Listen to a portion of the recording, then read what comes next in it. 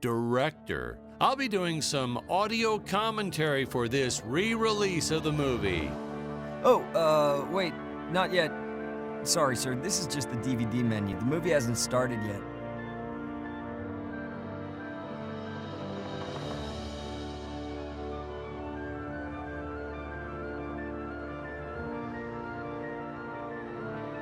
Well, I see you dug up the original movie poster. Oh boy, that takes me back.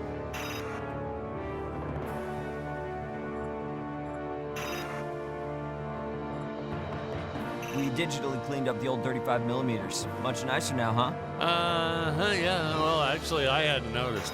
It looks all right. Hey, is this thing on? Can you hear me all right? Yeah, all good. All right, we're gonna start the commentary track now.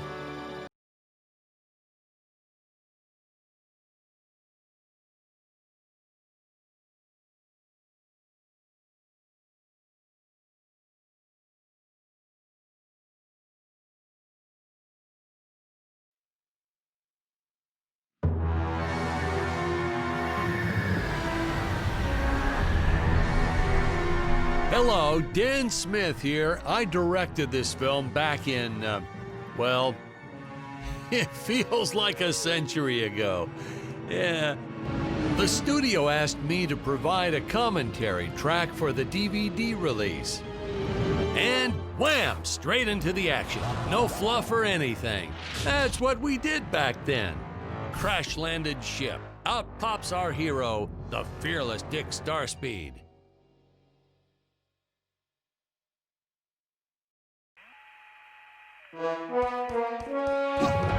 The ship's velocity reactor is damaged. I believe that I am stranded on an alien planet.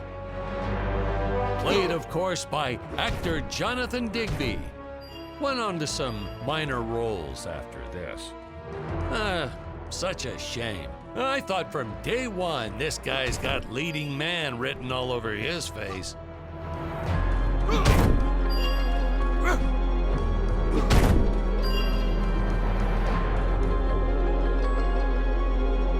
Greetings, citizens of Gravoria. I am Dick Starspeed, and I come in peace.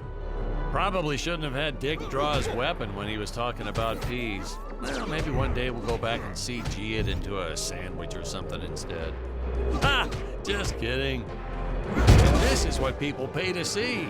A no-name middle-aged B-list actor duking it out with stuntmen in costumes. Such stunning choreography. Now the extras in those robot suits really knew how to take a punch. Oh, literally. I told Jonathan not to hold back. Give it all to him. Kick him in the nuts and bolts. And I know what you're thinking, but don't worry. We handled it responsibly. We made them all sign waivers not to sue for injuries. Holy smokes!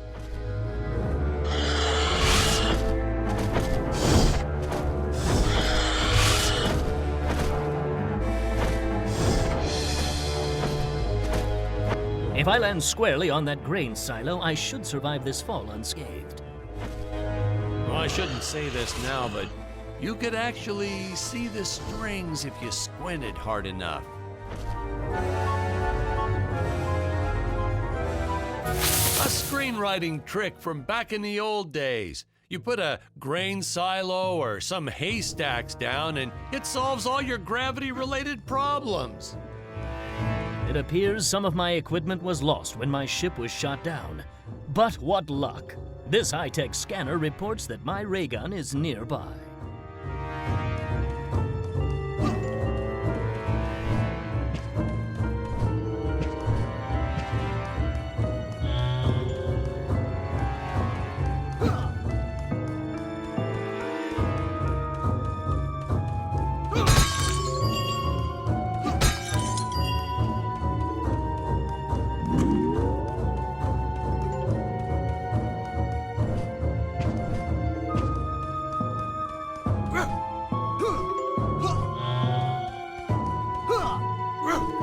Oh, the dinosaurs! You just don't see quality stop motion like this anymore, do you? Someone actually sat there and moved them, frame by frame. Today, it'd be done with computers, but where's the artistry in that?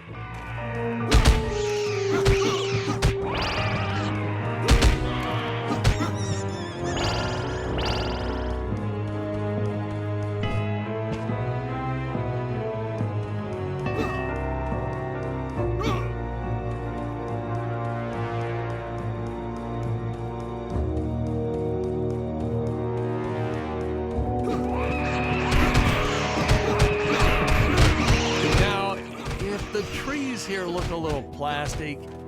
Well, it's because they are. I took them from the set of my last film, Vampire Island 2.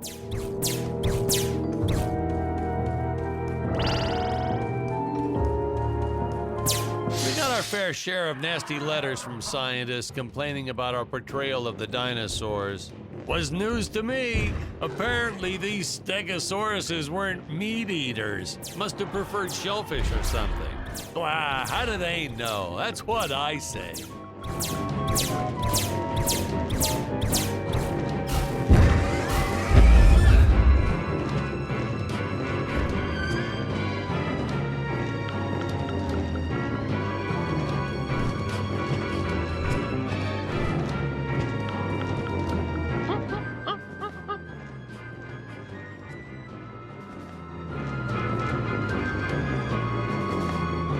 As usual, the local population is defenseless. That's where our hero steps in and saves the day.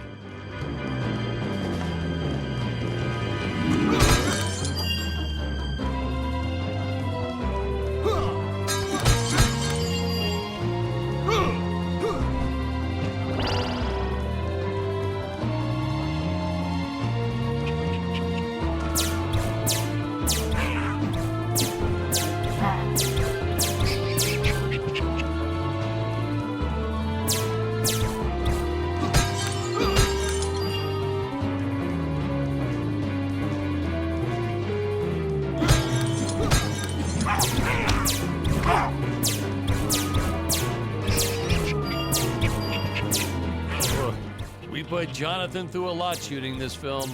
He wasn't the best actor, especially when reacting to getting hit. He's what you call a flincher. So I told the stuntman to really just go to town on him. It's the only way to get an honest performance sometimes.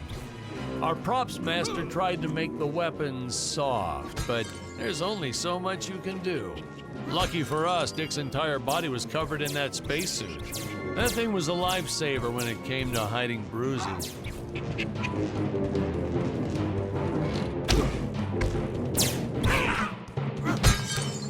How curious. They dissolved into what appears to be gold. You'll notice the gold disappears when Dick touches it. We had a deleted scene that explained he's actually teleporting it back to his ship. It's funny, no one ever questioned how Dick was able to walk around with an infinite amount of gold on him.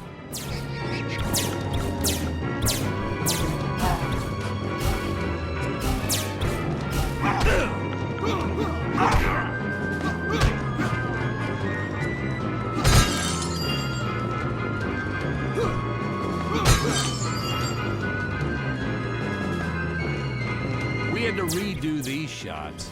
Our first attempt was kind of a disaster. We tried using real apes, thought it'd cut down on the costume budget a bit. But have you ever tried working with apes? They are the worst actors ever. They don't sit still for a moment, and the second you take your eyes off of them, they're flinging their feces all over the place. Jonathan refused to work with them after he got, well, let's just say that he had to take more than a couple of showers one day. You know, you never forget the smell of monkey poo. We steam cleaned the studio top to bottom. Still never got rid of it entirely. All through the rest of the shot, we kept finding those little surprises hiding inside various props. Boy, were those the days.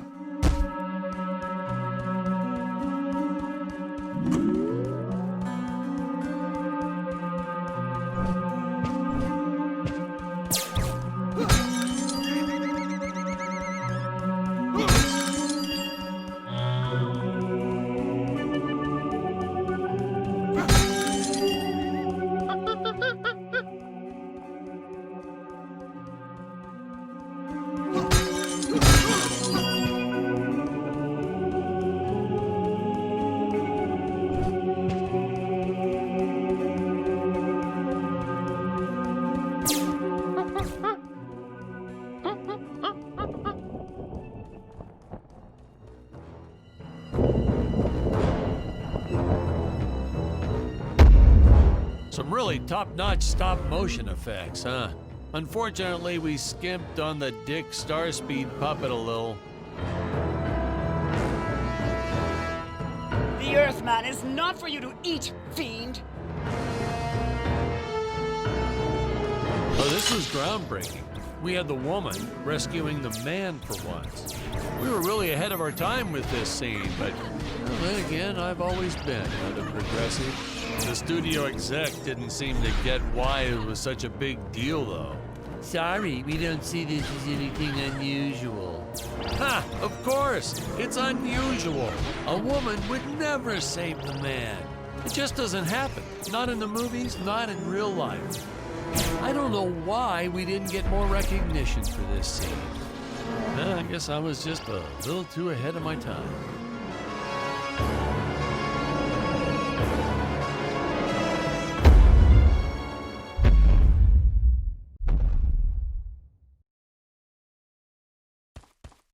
Thank you for saving me, strange woman. What is your name? I am the magnificent Scarlet Nova. Do not question my motives. Just be happy that you are still alive. I must speak with my father at once. I shall teleport to his chambers.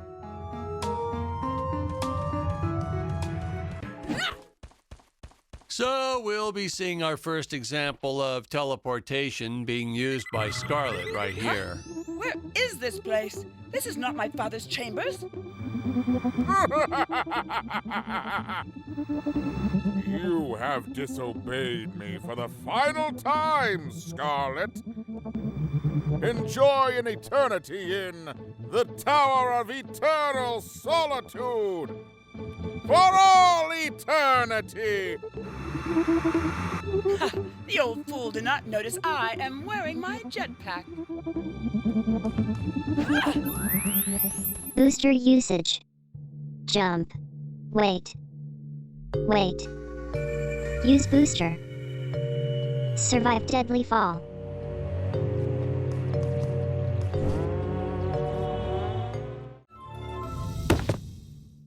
Hey, now what's going on?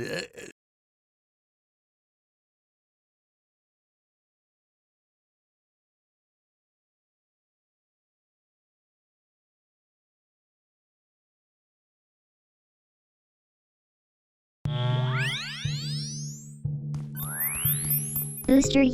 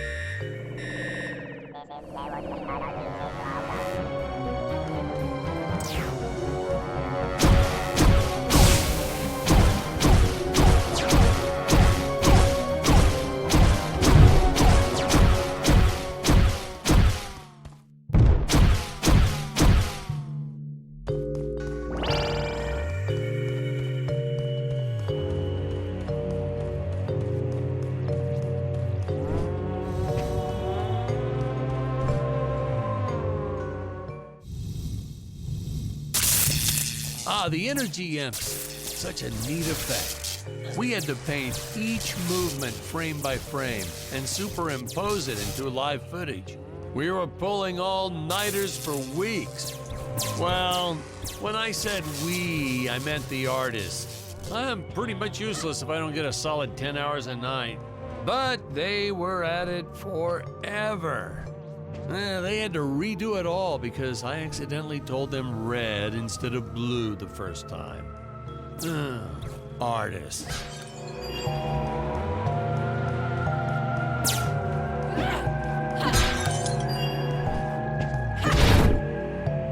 Curses! My father revoked my access to the teleport terminals. I I shall only be able to utilize the ones I activate manually.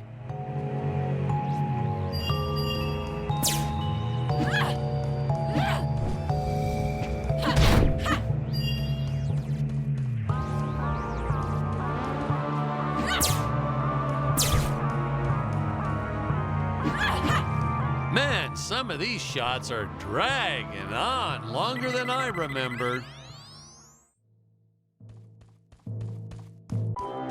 Ah, I knew you would return.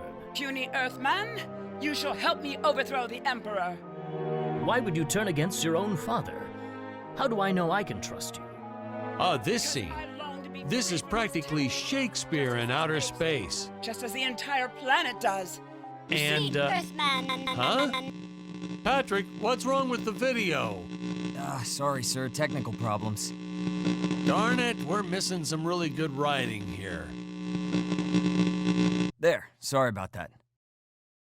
Well, we just passed right by her big scene. Basically, they agree to work together, but one must stay behind in the sleep chamber at all times. Should I rewind? Never mind, I'll continue from here.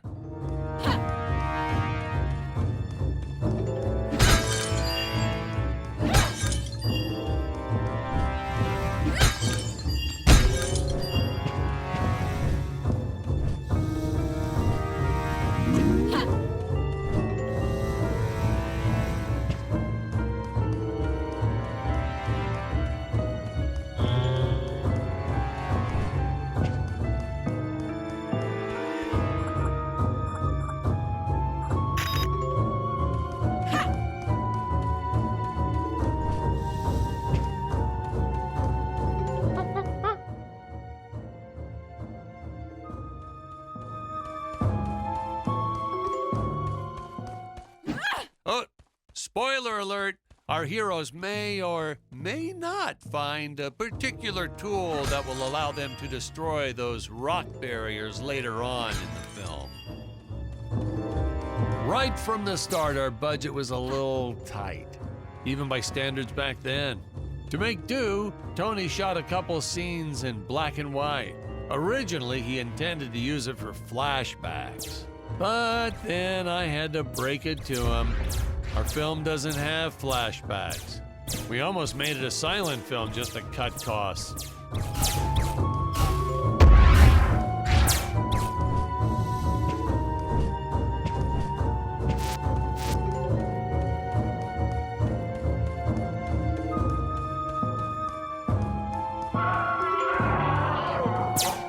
I felt it was an absolute necessity we have a T-Rex in this film, but we got this Serato thing instead. Of course, I went through the whole production thinking it was a T-Rex because, really, who can tell the difference anyway?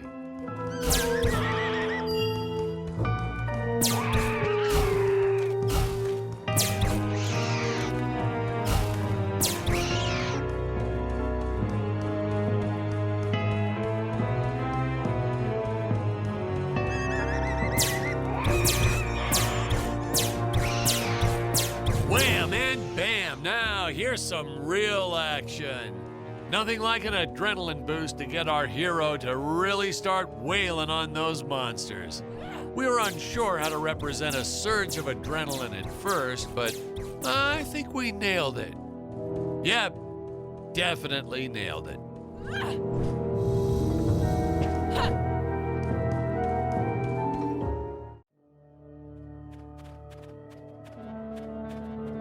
It would appear that now is the time for us to climb the Deadly Tower of Monsters.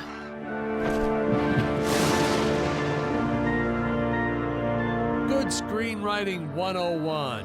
Always announce the title within the film itself. How else are you going to let the audience know your heroes really mean business? Now, that weapon, it's just an electric shaver, but you know, I bet you'd never guess it was, would you? They look so futuristic.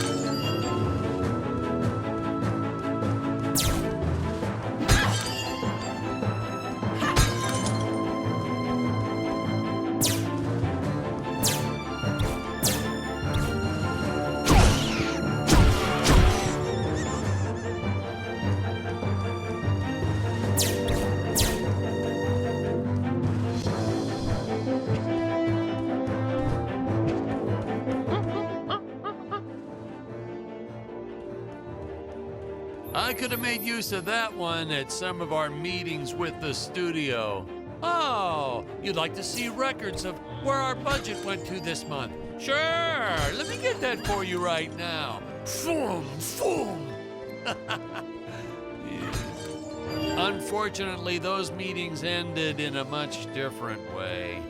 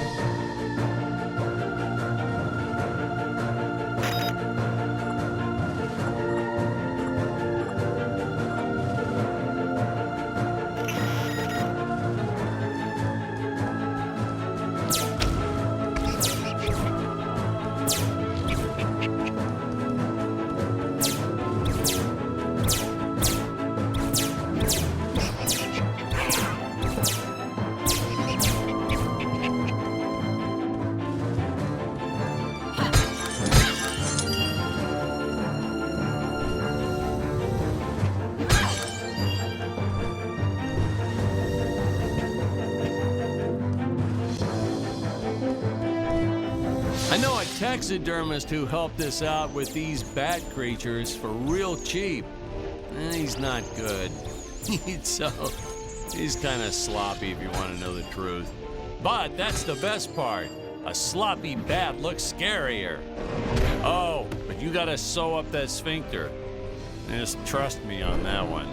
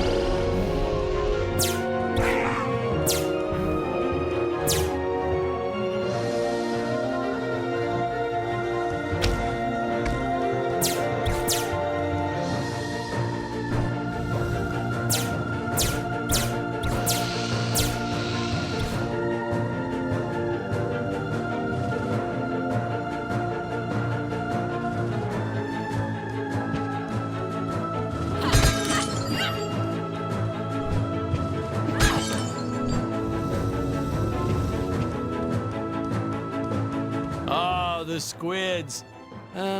Some board member had these nephews who really wanted to be in the films. They made me cast them as squids. Whatever happened to artistic integrity? If you're going to cast a role not on merit, at least let it be a hot female role.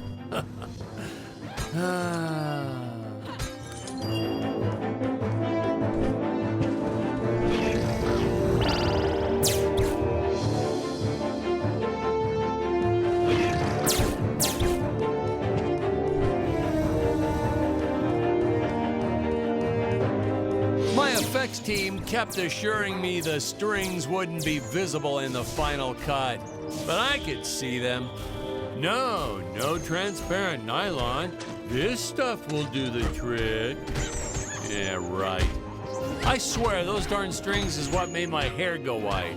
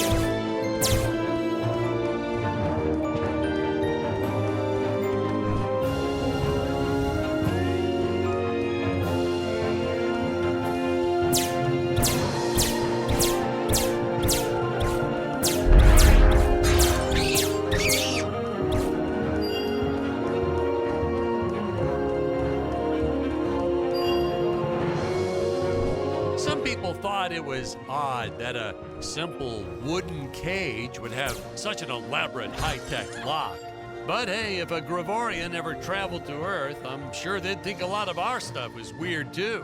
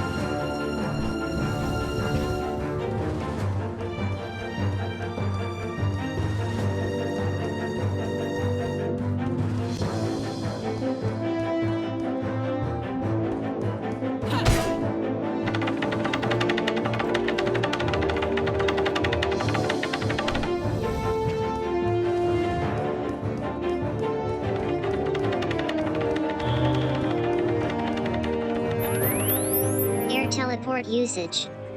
Jump. While in the air, use teleport. Quickly return to upper floor.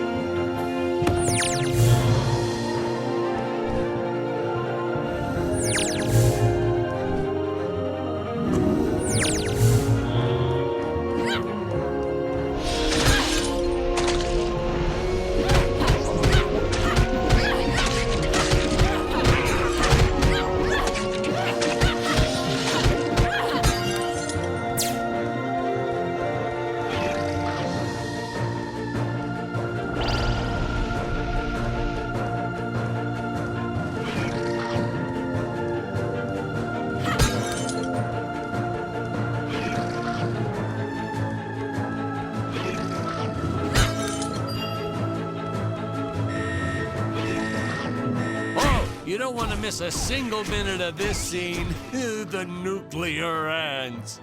Hey, we need to remind the audience our heroes are climbing a tower, so I needed something that would stick to walls. Originally, we had these web-footed what-have-yous. Not very scary. And then I left some cake out in my trailer, and it was crawling with ants in the morning. And that's when it hit me. What is the most obnoxious thing in the world?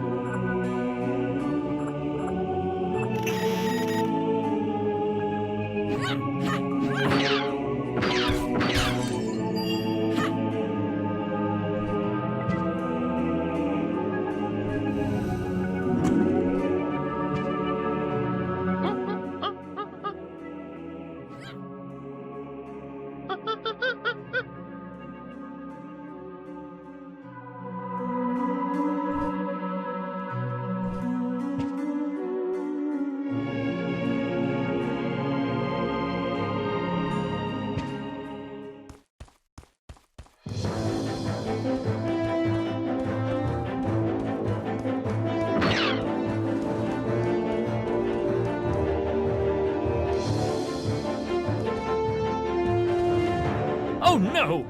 This head belonged to my co-pilot robot. He was the most loyal companion in the galaxy. Dick. Malfunction. Dick. Malfunction. These Gravorians will pay dearly for this, my friend. Now, what's a space adventure film without a trusty robot sidekick, huh? Am I right?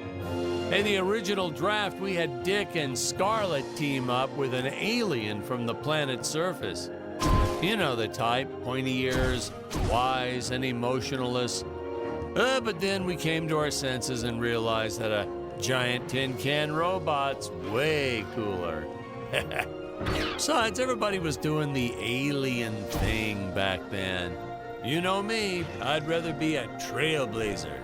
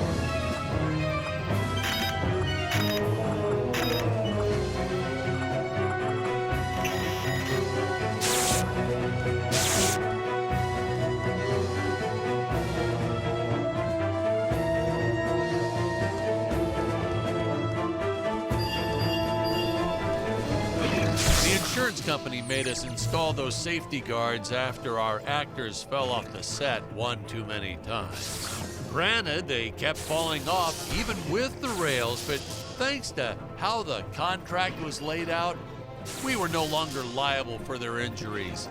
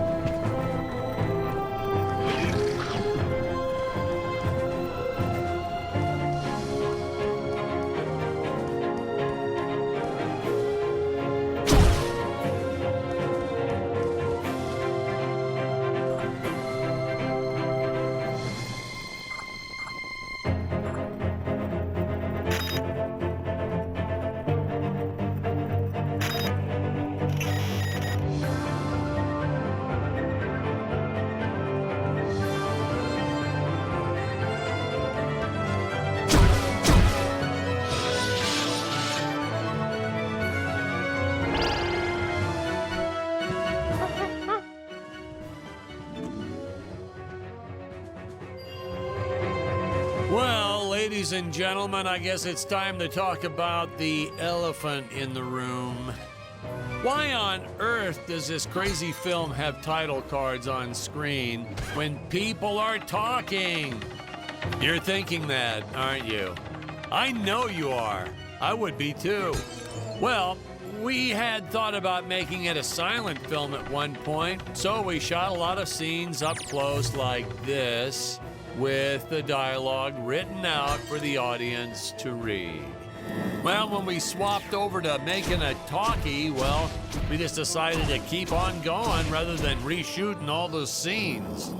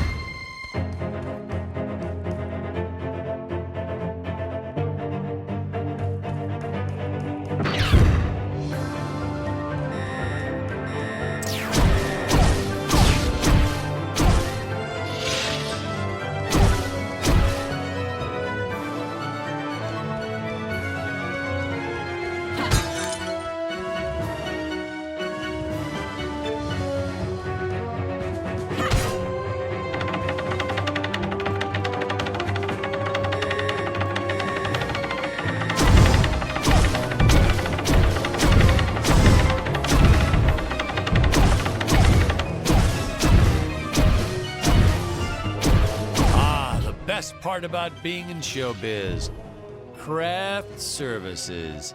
It's like never-ending supply of free food all day long. I never had to pay for a single meal. Hey Patrick, I noticed you guys don't do that here in your studio. You should talk to your boss. Maybe even just a bagel station.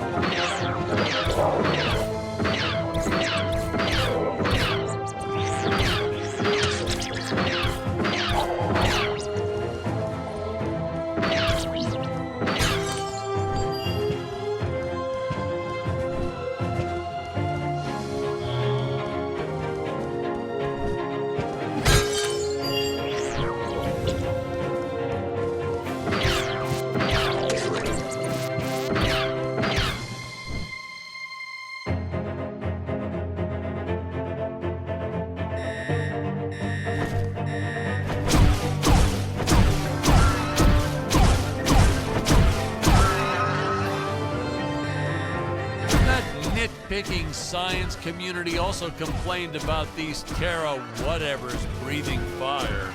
Like there's fossil evidence of dinosaurs not ever shooting fireballs. It's not like I gave them neck frills or had them spit poison or anything ridiculous like that.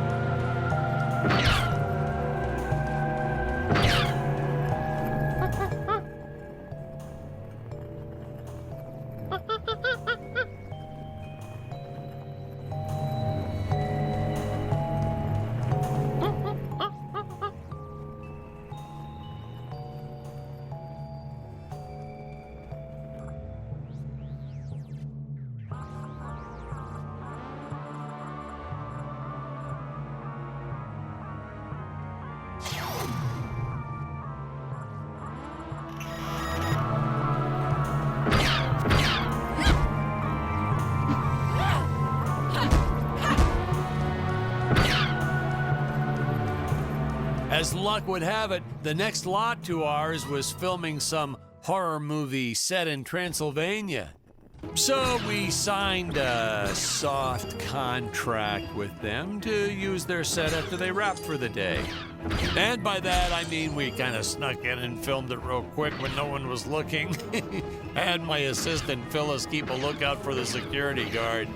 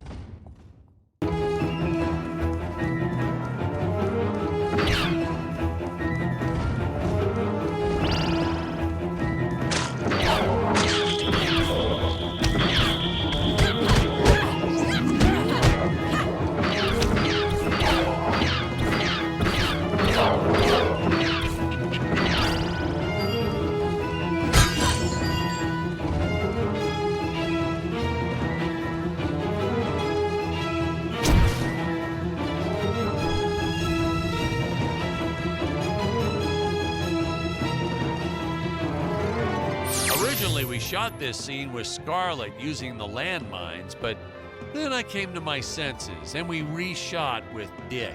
I mean, a woman using high explosives?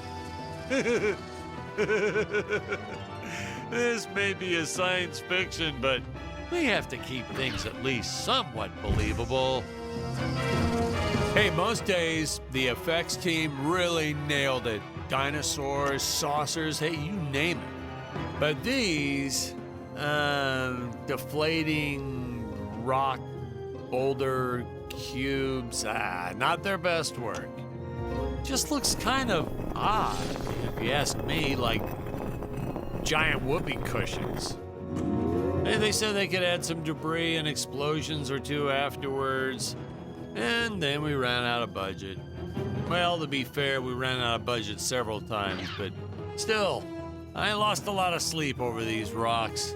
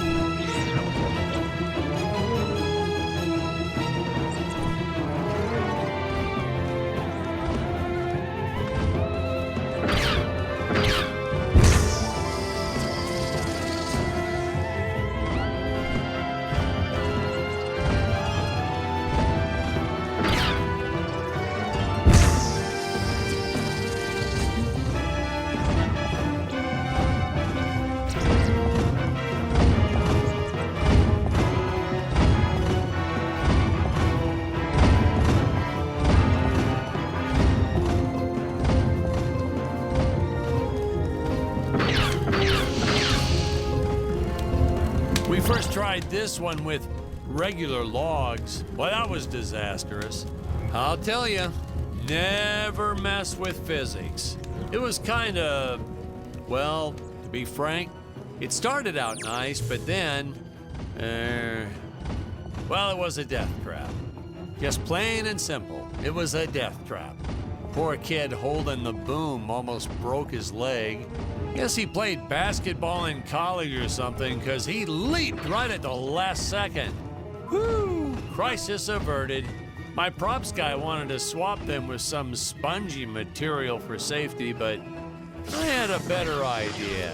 Let's set the logs on fire, then the crew will be sure to be safe dealing with them.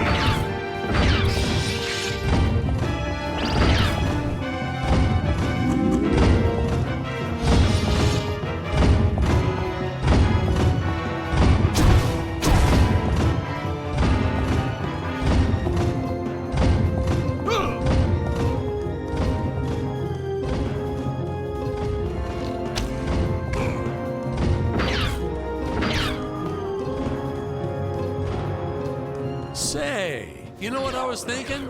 With all this jumping and climbing and jumping, wouldn't this make a great video game? Isn't that what all those video games are about? Jumping around? Well, yeah, and killing. There's jumping too, but mostly the killing. What? Patrick, that's awful. What sort of example are we setting for our youth? Well, movies are pretty violent too. Your heroes have killed everything in sight. You had Dick shooting a dinosaur in the face in the first 5 minutes. Well, Patrick, that's different, you know? What we did on film, that was art. Video games aren't art.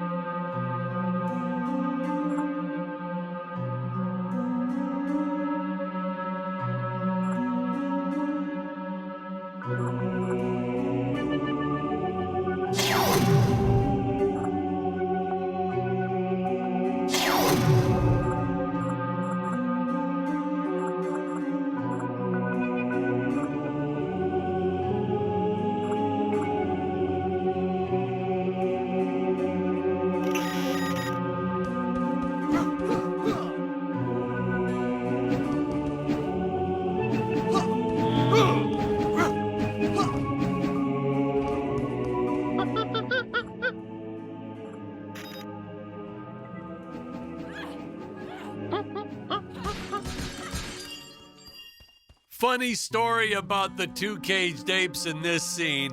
I had completely forgotten about them when we wrapped up filming on the set. Then we spent the next day doing a location shoot. So suffice it to say, our return to the studio was met with a couple of grumbling tummies complaining about unsafe work conditions, human rights, yada yada yada.